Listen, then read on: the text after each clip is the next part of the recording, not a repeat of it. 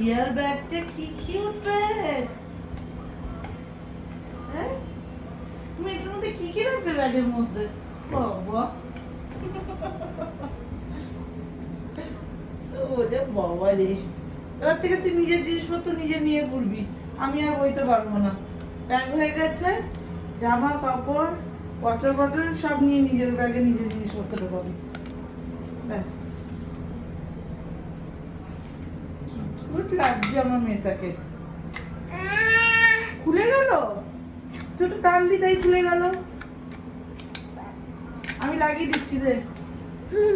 লাগিয়ে নিয়েছিস তুই? ও দেখো লাগিয়ে নিয়েছে।